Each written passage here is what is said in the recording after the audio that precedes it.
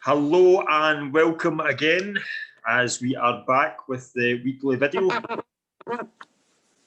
And we are back again, and joining us this time is Enzo. Enzo, how are we? Yes, fine, thank you. Hi. And back again is Johnny. Johnny, how we doing? Tremendous, ready to go. And we have a returning guest. It's a Mr. Stuart Murphy. Stuart, how are we? Absolutely fantastic tonight, Mike. Thank you. Excellent. Glad we're all here. Glad to be back. We'll kick off this week with last night's game, and it was the Coppa Italia quarter-final against Spal. Stuart, kick us off. What did you think? I thought it was a decent enough game, entertaining enough. I thought at times against a decent side actually that they played some good stuff. What I loved about last night was the fact that we had a few returning players or a few fringe players all getting a run out, and it's important that the cup's there for that. But it helped to build the momentum for the game before as well. So we're going to the next series of matches now on a decent looking run. It's funny how quickly it can all change. But I enjoyed it last night and was quite heartened by a lot of things I saw. Johnny, what did you think about the defence? De Ligt, Demiral come back. What were you thinking? Yeah, I mean, De Ligt, if you're going to pay that kind of money for a centre half, he's got to play. But for me, I like Demiral. I think he's a good player. I know he's been linked away to a couple of clubs through January, but also towards the end of the season, I believe he's looking to put a bid in for him. I don't think we should be looking at letting a player like him leave. And I can understand that he wants to play, but last night was a good opportunity for him to play and get some minutes. He looked fairly solid, but even Dragocin was in as well from the start as well. So it was good to see these two young players playing. What's his name? Fabrotta was also left back as well. So three young defenders we had. We need to keep hold of them, and it's a good. Both Demiral in particular and Dragocin are good replacements for Bonucci Chiellini. I know you're talking about the Dragocin. There's been links with him going to Sassuolo or a loan for the Scamacca. Is that how you say his name? Scamacca. Oh, Scamacca. Scamacca. Aye. Mm-hmm. There's been talks about him coming. Enzo, what are you thinking about that? Well, about Dragocin going to Sassuolo, it might do him well. A bit of practice, a bit of Serie A action. I think that would be a good move for him, because in Juventus squad at the moment is not going to find much space. Yes, he would play against Spal or I don't know, Crotone maybe when we play them again, but he won't get much space. So I think that would be okay. Scamacca coming, I don't think it's gonna make too much of a change. I don't think it's gonna bring us the Champions League. Let's put it that way. But I was speaking of last night. I think the young boy Fagioli there in the middle was really good. Seemed very good. Seemed to have a nice healthy feet. So yeah, I'm happy with the youngster. The guy that came on at the end, the Graca, had a couple of chances just for the 3 minutes he was in. So there's a good chance. Good. It looked good. Even though Spal, Stuart said, is a good enough team, and there is a good enough team. They're doing very well in Serie A. I think last night they did not really go fully on it. Like on the 2-0, I was thinking that Paloschi will come in and they may give us a little bit of a fight, but they've got a big game coming on at the weekend, so I think they did resign at that point. And you've seen the second half was all about us just getting the young player moving, and we totally dominated, and that was good to watch. It was a good game, very, very straightforward. I know Spal created a couple of chances, but we were in complete control of the game. 1-4-0. A lot of young players came in and really did really well. Fabrotta scored a great goal, and Kulusevski didn't mean to lay it off to him. He was trying to hit it off the young boy in the middle, but he overhit it. So all in all, man, I thought it was a cracking game. But that being said, we won the quarter-final. The semi-final is with Inter Milan, and it's going to be a busy month for us. We've got some really, really big games, one after another. I think we play Roma and it's Sampdoria on Saturday. Then we've got Inter, then it's Roma, then it's Inter again, I can't mind who's next, and then we play Porto in the Champions League. So a real tough run of games. Jonathan, what are you thinking about Inter in the semi-final? I think it'll be a nervous game. Over 2 legs. However, I think in this respect, I think Inter might have the edge because they've not got Champions League coming up. We do. So we have to be quite careful in terms of squad rotation and who plays and when they play. I think we got a fright again. Obviously, we got a fright against them last week when Barella ran the show. So I think it'll be a different game. I think Pirlo will have learnt his lesson from the league, and I think we'll put a different team together, a different formation. I think it'll be a better result for us anyway. Aye, totally. Enzo, what are you thinking of it? I'm looking forward to get a little bit of revenge from the last game we played. I think it would be a totally different game. It would be a totally different formation to start with because we had a good few not there on that last game. So we will have the league back in the squad and we will be a bit more, I think we'll be stronger. 2 legs, I think we'll have better chance than just one-off game. Like they won that 1-0, fine, but I think we can on a 2-leg thing. We're going to beat them. We're going to go through the final. We're going to go all the way. So yeah, I'm looking forward to it. Right, Stuart, what are you thinking? Do you think Pirlo's going to come up with a way to stop Barella dominating the midfield like he did the other week? I'm not so sure about that, but what I think is that it's a quick chance to atone for that match. There must be a lot of bruised egos in that dressing room after the game at Inter, because we were pretty much played off the pack. There wasn't anything to take for the game. I've got to be honest about that.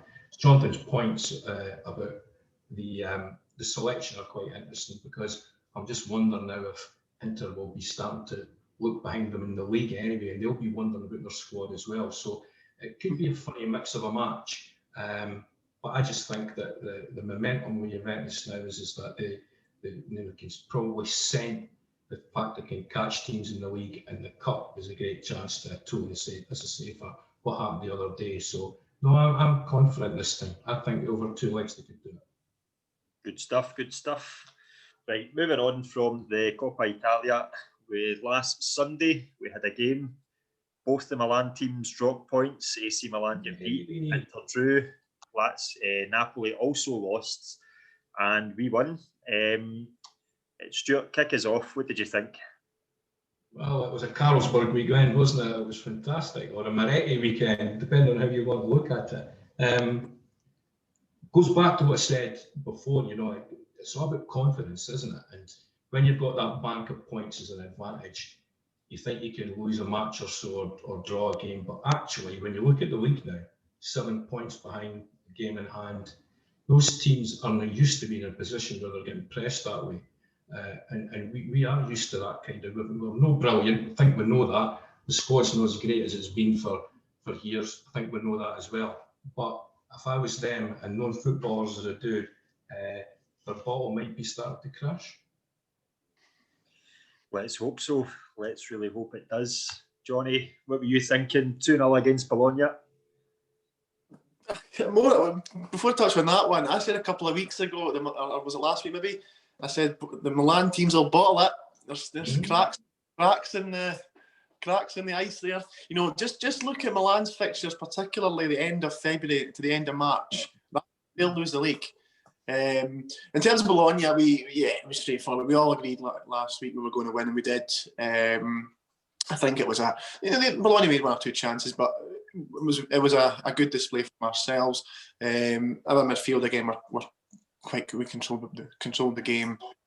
Ronaldo wasn't too involved, but it was more of a straightforward run-of-the-mill win, and one of which I'm accustomed to seeing, not playing particularly well, but grinding out results. Listen, that's what we've been doing for the last 9 years. We've not always played great, and we've always to pick up victories. Enzo, when Weston McKennie scored and did his wee Harry Potter celebration, what were you thinking? That was fantastic, wasn't it? I didn't know what to think at that point. To be honest, I never seen him doing anything like that. So I don't know, but I was glad they got the goal. So that was great. He could have scored again that night, and I think he's doing really well. That McKennie is a very big surprise this year, isn't it? So I'm glad with that, and I loved it to see the Milan teams dropping points. And as I said the last time and a couple of times before, I think they will not last. So hopefully that's the beginning of the end for them. So that's us on the way back, and I'm sure we'll go all the way again. Johnny, just when you touched on the cracks were starting to appear with the two Milan teams, do you think a guy like Conte, obviously we know a lot about Conte, and he's got this real ability to create a them versus us mentality inside the camp, that the whole country's against you and it would just need to keep winning, but it's really, really demanding on players. Do you think a lot of the players are maybe now starting to just lose interest in him because he's constantly... Yeah, I know what you mean. I've drawn a lot of similarities between Conte's Juve and Conte's Inter. There was one, they play the same formation, they play the same way, they play the same intensity, but there's one sort of difference that Conte's Juve have got with Conte's Inter. We would have won that game against Inter. Do you know what I mean? We would have found a way to win. Whereas this Inter don't seem to. If I was an Inter supporter, I wouldn't trust my team to win every single week with Conte. Particularly with Milan losing, they'd already known Milan had lost. Is that correct? Did Milan play first? Aye, they did. Aye. Milan had lost. Yeah, they knew. So they knew there was a chance if they'd won the game, they would top the league. I think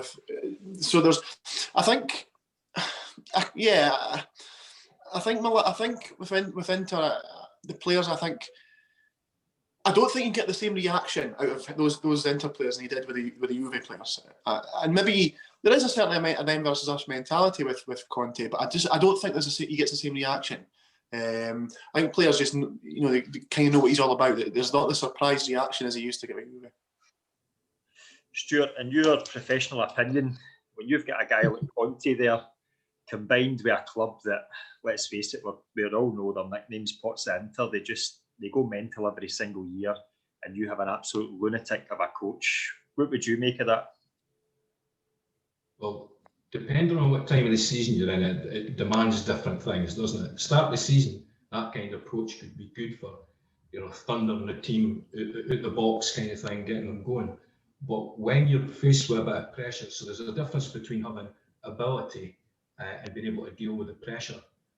If he sends them out with a particular mindset and they go into the park, if they've not been over the course before, they're going to have a problem if he kind of massage that team into a different mindset. So what happens from him is crucial in this, because would it be fair in saying we mostly agree that as a squad, they're probably at the start of the season, you would think they would have given us a good run anyway, probably even better than us. But it's not about that. It's not always just about ability. It's about that, where do you dig it from? And these players been over the course before, and of course they've got him screaming on the touchline. Is it the right approach? Time will tell. Very good. Right, I'm sick of talking about Inter Milan. I'm going to move on to our defence. Enzo, De Ligt was back, Demiral was back, and Frabotta started on the left. What would you say is our best back four just now? Oh, the big fire. That's a question, isn't it? We've got the experience of Chiellini and Bonucci, which you can. I don't want to. A coach will find it hard to drop the two of them. One is the captain, the other one has been there for very long and is very established. He plays for the national team and everything. It's very hard to drop them. But at the same time, we've got De Ligt, who is almost impossible to drop if he's in a good form. And the young ones, Demiral wants some space as well. So the back, they're in the middle. I think De Ligt is not going to go anywhere. He's going to play every game he can, and so you have to see who plays well with him. I liked it. De Ligt, Demiral was a very good choice last night. They did play very well. So That could be it. That could be one, but I would find it hard to drop the other two. I don't know. That's don't know. Let's see what the other ones think about it. See, now for me, De Ligt obviously has to play every single week. The boy is just an absolute monster. What is he, 21 years old? We paid 75 He's million. been a wall since he came back. Aye, you know, a wee bit of a shaky start last season, a couple of wee mistakes, but I think the boy really is world class. And if you're talking about top centre backs in the world or in Europe, for me, De Ligt is easily in the top three.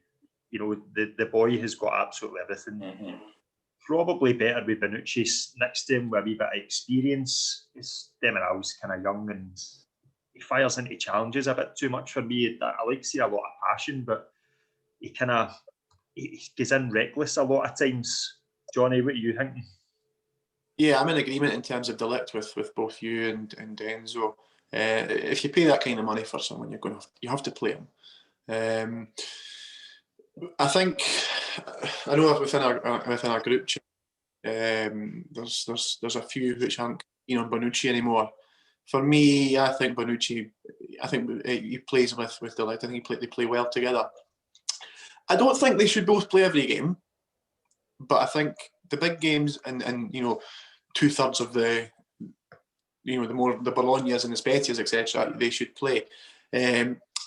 I think putting Dragozin on loan to Sassuolo isn't a bad idea, but I'd like to see Demiral play a lot more as well. I think if we don't play him, he's going to take the huff and he's going to leave, and I think that's a big loss. Considering the fact that Bonucci, he's 33, Chiellini is 35, 36. They're not going to be down for much longer, so we'll need somebody to play with De Ligt. And I think Demiral or even Dragozin would be a good long-term pairing. Right back, probably Danilo, although Cuadrado's been playing very well. Left back's the question, Alexander, but I like Fabrotta. So it's a toss-up between those two. But yeah, certainly Bonucci and De Ligt to centre back for me. Aye, I would agree with you. Stuart, for left back, who's your first choice, Fabrotta or Alexandro? Certainly, I'm not a Sandro fan. I think I've made that clear back and forward, and I think that it's maybe a bit early for Fabrotta, but it might be his time. It might be the time just to do it. My issue with this whole thing is it's no defence that picks itself. Normally, you find teams that head towards the championship, there's a consistency, and we've talked about the midfield deficiencies, but defensively, it's been really in and out. When you guys were talking there, I was just having a wee think there. I mean, Cuadrado's been brilliant the last couple of games when he's come back. I think he's been great. Energy levels following COVID have just been off the scale. You would think he'd come back and struggle, but he was just magnificent. So it's not an easy choice to make, but centre-back pairing, again, I've been critical of Bonucci, but it would be Bonucci and De Ligt for me. I think the young lad's got to be in there. He just has to be. He's a colossus, and it would be Bonucci in the pairing for me. But left back would be Fabrotta. Excellent. Right, boys. Saturday we play Sampdoria. We go to Genoa, and it's a really, really tough place to go. I think we've always expected a tough game when we go to one of those stadiums, whether we're playing Sampdoria or Genoa. I always expect us to win a dogfight. Stuart, what are you thinking for the weekend? Again, I'm just going to hark back to what I've been saying. I think I'm confident because I think the momentum's there, and I think they can see light at the end of the tunnel now. There's 6 goals in the last few days. Got to go into that game in good heart. Difficult venue, strong opponents, but games that you would have to win if you're serious about wanting to win the league, and I think that they'll do it on Saturday.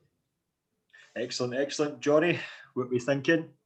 I think much the same as I said last week. I think we're going to win this game. I don't think we're going to put on a stellar performance. I'm okay with that as long as we win. I think we're starting to look down the binoculars at both Milan clubs at the top of the table, kind of faltering a little bit. I think that the Milan clubs are kind of aware that we are, we're starting to accelerate. We're after them. But to win the league, you have to win these games. I don't think we're going to go out and score 4, 5, 6 goals, but I think we'll dig ourselves out a hole, and I think we'll win the game. Excellent, excellent. Enzo, what you thinking? Clean sheet, couple of goals? Yeah, I hope so. I hope to win that game within the first 20 minutes and then try to spend as much as little energy as possible, because last night I think they said we've got 11 games in a month coming on now. So that was the first one of the 11 games. We are, I think, as you all said, if we want to win the league, we need to win games against Sampdoria or teams like that. So yeah, I'm looking forward to a good win again, and try not to spend too much energy either. Aye, totally agree. Listen, it's going to be a difficult game, but I can see us getting a result. I can see maybe a 2-0, a Ronaldo and Morata. Do you know what I'm really kind of liking just now is you can't really pin down what players Pirlo's going to pick. You're always kind of thinking, right, this is maybe the team that he's going to use, and then he always chucks in a couple of surprises. And most of the time just now he's getting it right. Chiesa drops out, Kulusevski comes in, he plays well.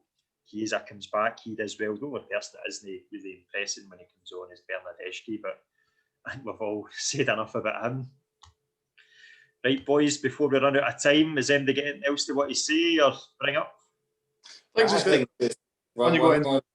One last point is that we come from a game that, now speaking about energy, we won quite comfortably against Spal. Most of the first team wasn't there, so we've got a little bit of an advantage coming to the weekend, because the Milan teams played to the last drop of blood they have. So I think they will be dropping point again, and we will be closing the gap again. Excellent. What were you saying? I was just about to say a point I omitted from saying in the last second there. What is good about our defence? I suppose that Pirlo, we highlighted the deficiencies in our midfield, but Pirlo's certainly blessed in defensive options. One drops out and another one equally as strong can drop in, and that I mean by on the left hand side, the right hand side, and at the centre back. So it's good, and it's looking positive in that aspect. That is certainly true. Although Chiellini in his prime was an absolute colossus, but he's slowing down a wee bit with age, and there's not much of a difference in terms of ability and physicality just now between all four of them. Apart from Delight's been so far ahead, but the other three I think are really kind of similar ability level right now. Yeah. Have you got anything else you want to add? No, it's all been said, I think. All been said. Excellent. Right, guys, that's all we've got time for tonight. I hope you all enjoy the content. Remember, like, subscribe, comment, share to your friends, and hope you have a good day. Boys, I'll see you next week. See you later, guys. Thank you. Thanks, guys. Bye-bye.